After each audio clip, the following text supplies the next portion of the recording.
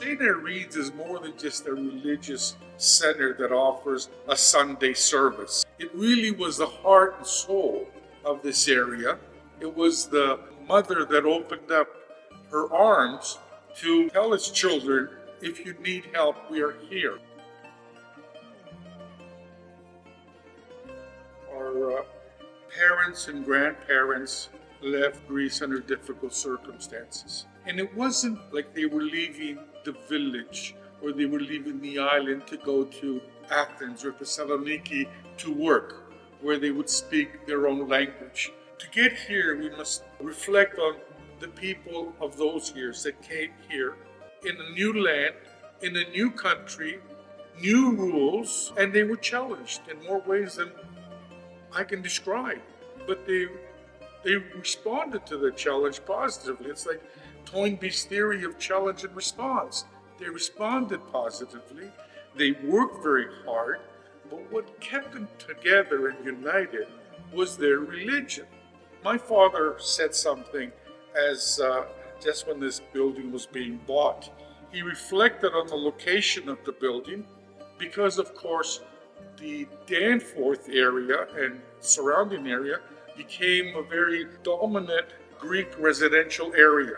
As such, he felt that the newly arrived Greek Canadian needed a place, needed a location where he could meet a friend, where he could seek some support, where he could get some guidance. And that's why St. Irene's became the focal point.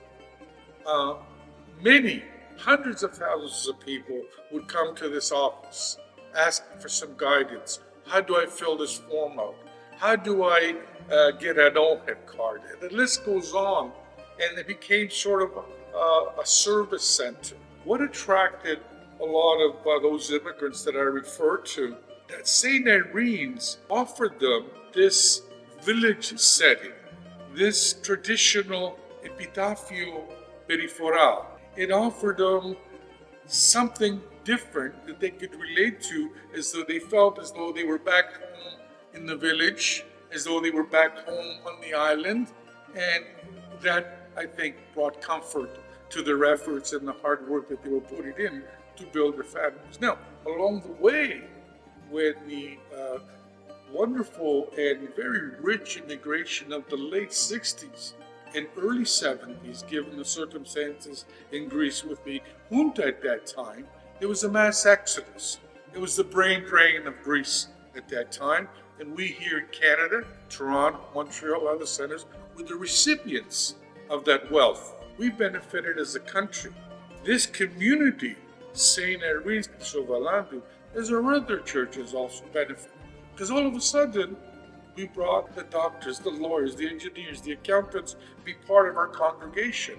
They also offered new ideas. They also offered support because they were able to step into their new role as doctors, as lawyers, as accountants. That success was helpful, was instrumental to have a wonderful facility like St. Irene's Chrisovalantou. Because really, yes, my father was the guarantor. Yes, my father, Theo Theo Spiros, yes, they were all there. Nobody can take that away from them. But they didn't do it all alone.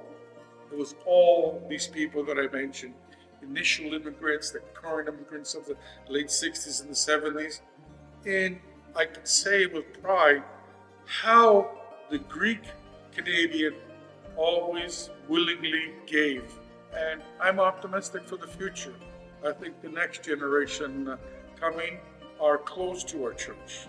There's two things that you cannot take away from the Hellenes: his religion and his attachment to his roots.